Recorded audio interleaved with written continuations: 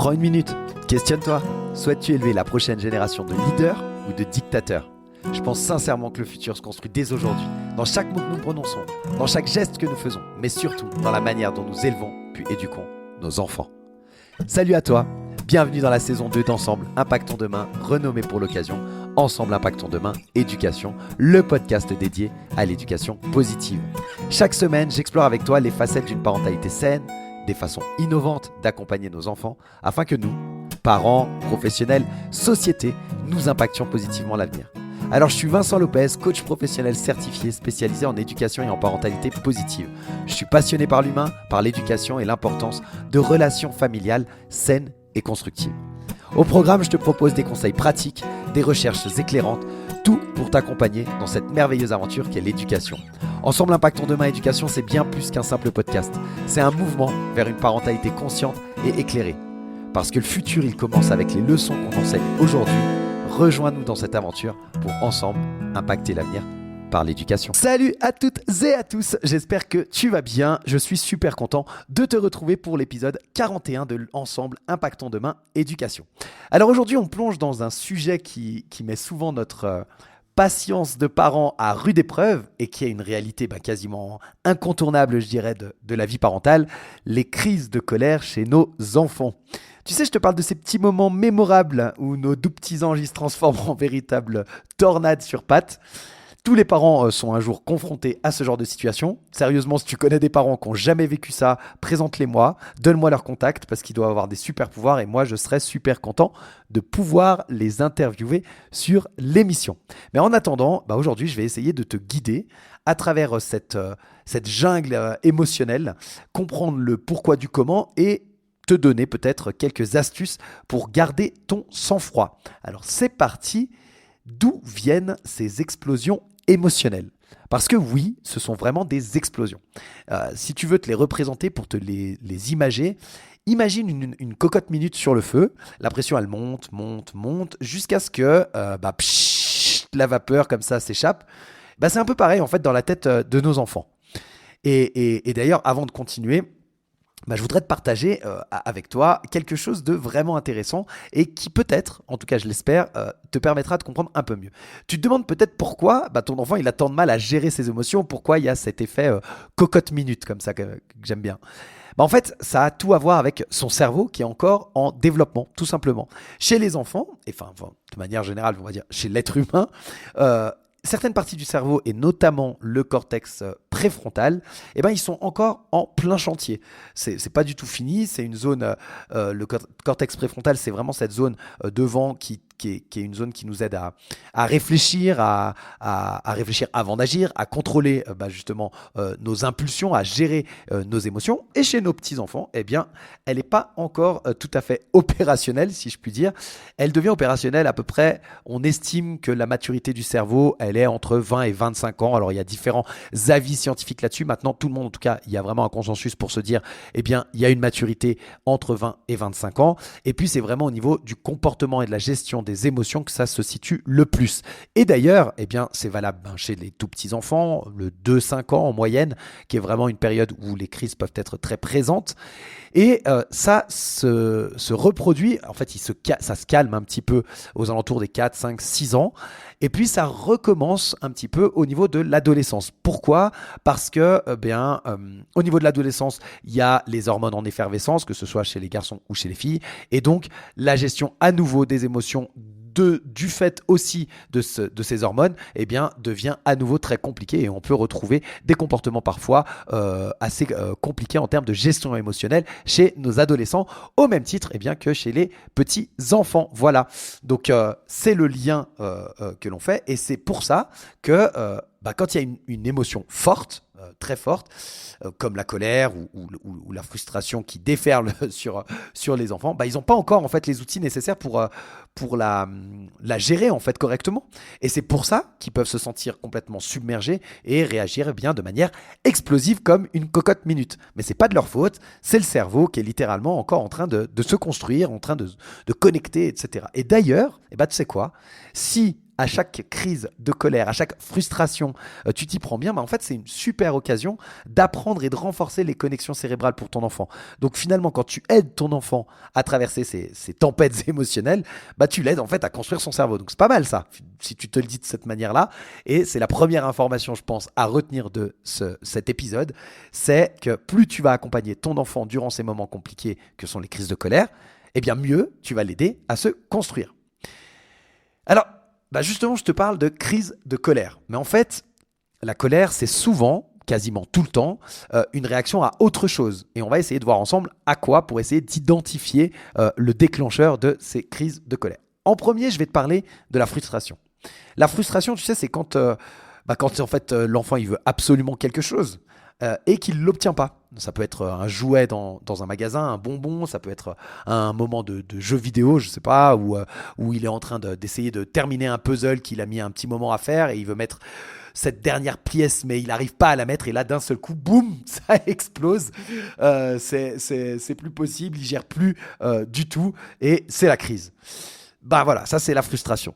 Mais ce n'est pas le seul déclencheur. Il y a d'autres déclencheurs. Je vais te parler de 2 autres déclencheurs. Le premier, ce sera la fatigue. Enfin, le second, après la frustration, ce sera la fatigue. Tu sais, un enfant fatigué, c'est vraiment un terrain fertile pour les crises. Tu l'as sûrement remarqué. Eh bien, les fins de journée, ambiance un peu survoltée comme ça, et tout à coup, c'est l'éruption. On le sait, il y a des signes précurseurs, tu vois, les yeux qui se frottent, un bâillement par-ci, par-là, enfin bref. Et puis d'un seul coup, bam, la crise, elle débarque. Et toi, tu pensais être tranquille un petit moment, en train de préparer ton dîner ou je ne sais quoi. Eh bien non, c'est pas comme ça que ça marche. Ça continue. Et puis, bien que cette liste elle soit pas exhaustive, le troisième élément déclencheur que je voulais te partager, c'est le besoin d'attention. Parce que, bien oui, parfois, la crise de colère, c'est un peu, comment je peux dire ça, une sorte de feu rouge ou un phare ou un panneau lumineux, tu vois, clignotant, qui te dit « Eh oh, coucou, je suis là, regarde-moi ». Enfin, tu vois, c'est un peu... Alors, c'est surtout le cas dans les fratries, où le petit dernier, la petite dernière, eh bien, ils essayent de trouver un peu, ils cherchent leur place sous les projecteurs des parents au sein de la fratrie, justement. Donc, c'est bien beau. Ça fait que là, je t'ai partagé 3 signes, je dirais 3 indices qui peuvent se cacher sous la crise de colère, qui peuvent être des déclencheurs, la frustration, la fatigue et puis ce besoin d'attention. Et de reconnaître déjà, d'identifier qu'est-ce qui déclenche la crise de colère chez ton enfant, c'est déjà un pas de géant pour désamorcer cette bombe à retardement qui est la gestion des émotions. Et c'est pas de la magie, hein, c'est pas sorcier comme dirait Jamie pour ceux qui ont la référence, mais c'est simplement de l'observation, essayer de regarder qu'est-ce qui fait que ça se déclenche ou pas chez ton enfant, et beaucoup de patience. Donc je sais que c'est pas facile, mais voilà, ça fait partie des petites choses à essayer à mettre en place. Donc voilà, t'en sais un petit peu plus sur le pourquoi de ces crises, c'est cool, mais maintenant on va parler un petit peu prévention, ok ? T'as bien entendu, on va parler prévention, parce que oui, on peut réduire les chances de voir nos petits anges se transformer en mini tornades comme ça. Je t'assure que ça marche, je t'assure que c'est possible, et je vais te dire comment. En mettant en place quelques stratégies astucieuses. Alors, premièrement, la routine. Pour moi, c'est un peu le super outil, c'est un peu le super héros, je dirais, qui est trop peu utilisé par les parents. Parce que nous, en tant qu'adultes, on se dit il faut qu'on innove, on veut donner de la nouveauté, on veut faire voir les choses aux enfants, etc. Mais en fait, l'enfant, il a besoin de rituels, il a besoin d'une routine bien huilée. Et pour lui, c'est un peu comme le phare de la mer, hein. Je reprends un peu cette image du phare là qui nous éclaire, ou de la carte au trésor aussi, tu vois, c'est un peu comme une carte au trésor pour nos enfants. Ils savent où ils vont et ils savent ce qu'ils doivent faire. Avec une routine bien huilée, c'est très clair. Et si je te prends l'exemple, par exemple, on a parlé du fait que le soir, c'était compliqué, ça pouvait être beaucoup plus compliqué le soir, donc on va prendre le rituel par exemple du coucher. Après le repas, tu viens de finir le repas en famille et tout, c'est cool. Et puis, de mettre des étapes qui sont toujours les mêmes tous les soirs et d'avoir un rituel bien huilé pour le repas.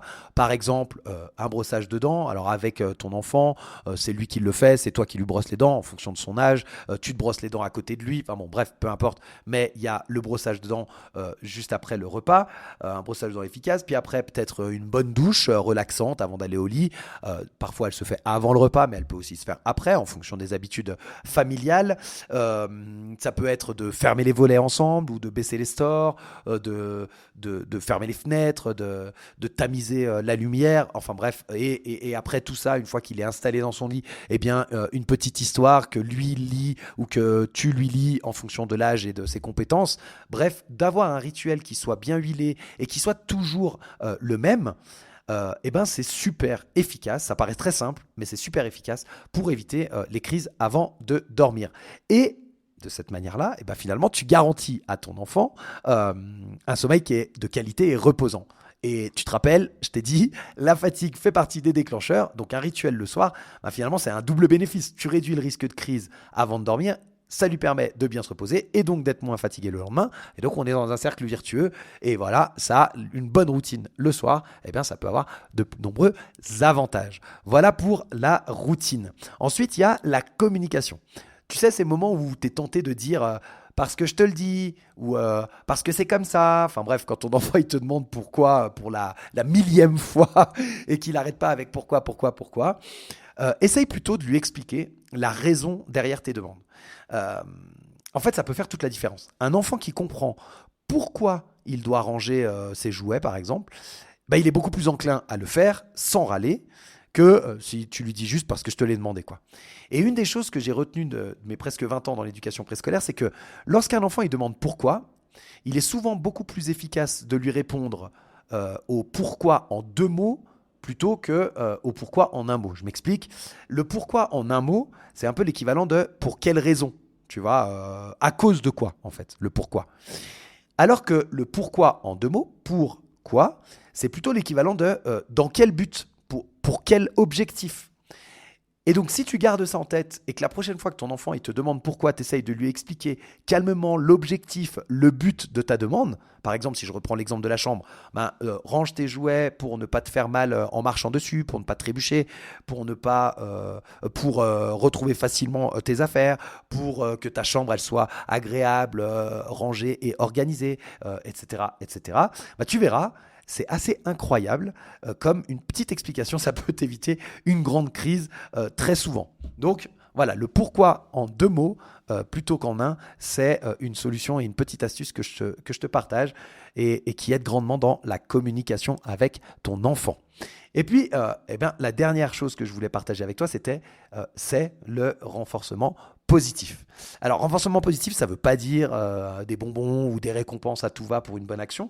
C'est simplement, par exemple, de lui dire, je reprends l'exemple de la chambre, hein, je reste sur le même exemple, mais bravo d'avoir rangé ta chambre tout seul, je suis super fier de toi. En fait, le fait de le féliciter, ça va aussi l'aider et booster tout ce qui est de l'ordre de l'estime de soi. Et donc ton enfant, il sera d'autant plus content de le faire. Le bravo, c'est une bonne chose à dire à son enfant. Après, tout ce qui est renforcement positif, et de manière générale, on y reviendra un peu plus tard dans la communication, il faut que tu sois sincère. Il faut que tu penses ce que tu dis. Le but, c'est pas simplement de lui dire des choses positives pour lui dire des choses positives. Il faut que tu les penses. C'est beaucoup mieux comme ça. Je suis en train de penser, tu vois, par exemple, par rapport au rangement de la chambre, une des petites astuces que tu peux faire, que tu connais peut-être d'ailleurs, c'est simplement de transformer le rangement en jeu. C'est-à-dire que plutôt que de dire à ton enfant va ranger ta chambre, c'est le bazar, etc., organise un jeu. Je sais pas, s'il y a une fratrie, tu organises un jeu en disant ok, lequel de vous deux va ranger le plus vite sa chambre, et puis il gagne un petit privilège, c'est lui qui choisit le repas du soir, ou un truc un peu simple comme ça, symbolique, parce qu'il a fini de ranger en premier. Ça peut être avec toi, tu te mets dans la chambre avec ton enfant, et puis je sais pas, il y a des voitures par terre, ou des poupées par terre, et puis des pièces de puzzle, ou des livres, enfin bref, chacun prend une catégorie de choses, toi une catégorie, ton enfant une autre, puis c'est à celui qui range le plus vite. Enfin bref, de le mettre sous forme de jeu, c'est une solution et ça marche dans beaucoup de situations d'utiliser le jeu. Brossage de dents qui peut être compliqué, tu utilises le jeu et tu fais ça avec lui.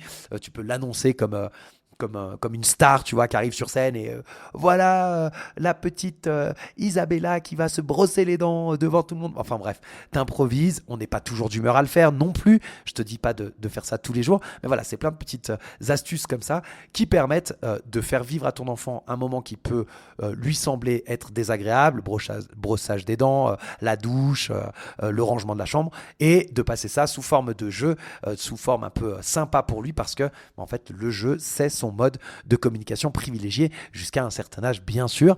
Mais ça peut durer longtemps, hein. Je t'assure que jusqu'à 8, 10 ans, tu peux utiliser ces stratégies-là et ils adorent. Alors à partir du moment où ils rentrent en préadolescence et en adolescence, il va falloir trouver d'autres stratégies. Il y a d'autres manières de communiquer, mais jusque-là, le jeu est vraiment une très très bonne manière de faire du renforcement positif, de faire de la bonne communication et de mettre en place même une certaine routine.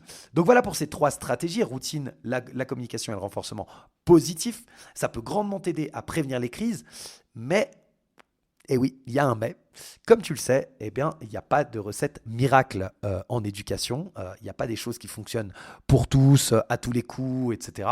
Et donc des crises, c'est quasiment sûr que de toute façon, il y en aura quand même. Malgré tous les efforts que tu fais en tant que parent, eh bien, il y aura sans doute des crises. Alors, qu'est-ce qu'on fait quand la tempête, elle éclate? Qu'est-ce que tu peux faire? D'abord, je sais que ce n'est pas le plus simple, mais respire profondément et garde ton sang-froid. C'est pas facile, je sais, mais c'est essentiel. En fait, au moment où il y a la cocotte minute qui explose, dans cette tornade comme ça émotionnelle que traverse ton enfant, le capitaine du navire, c'est toi. Il a besoin de toi. À ce moment-là, il compte même sur toi pour le guider. C'est indispensable. Il n'arrive plus, lui, à se gérer. De toute façon, il n'a plus physiologiquement la possibilité de se gérer et il a besoin que tu le fasses. Et donc toi, eh bien, le fait de déjà respirer profondément et de rester calme, ça va te permettre de gérer la situation de manière beaucoup plus constructive. Donc entraîne-toi à le faire, prends quelques secondes quand d'un seul coup ça monte, de prendre du recul et d'essayer de le faire différemment. Une astuce qui marche beaucoup et très souvent, disons, c'est la distraction, le faire changer de focus. Avant le repas, tu viens de lui refuser, Halloween est passé il n'y a pas si longtemps que ça, il a récolté plein de bonbons et là il te demande un bonbon avant le repas. Tu lui dis non, tu lui expliques que malheureusement non, il ne peut pas manger de bonbons avant le dîner, mais tu peux lui dire: ah mais regarde ce que j'ai trouvé, là, il y a ton livre préféré, on peut passer un moment ensemble pour lire avant d'aller à table. Ou ah mais alors non, tu peux pas manger de bonbons, la crise va arriver, tu sens que la crise va arriver et tu dis: mais regarde, il me reste, j'ai besoin de couper encore tel légume ou tu vois, de le faire participer avec toi à la préparation du repas. Enfin bref, des choses de lui faire changer le focus en fait. Eh bien très souvent ça fonctionne. C'est pas tout le temps. De nouveau, ça va dépendre aussi de ton état d'esprit à ce moment-là, de ce que tu as envie de faire. Mais parfois, ça suffit pour changer le cours des choses et éviter une grosse crise. La respiration, je te l'ai dit, c'est utile pour toi, mais tout comme pour toi, c'est une super technique. Si tu sens que la tension, elle monte, propose à ton enfant de respirer profondément avec toi. Inspire. Expire.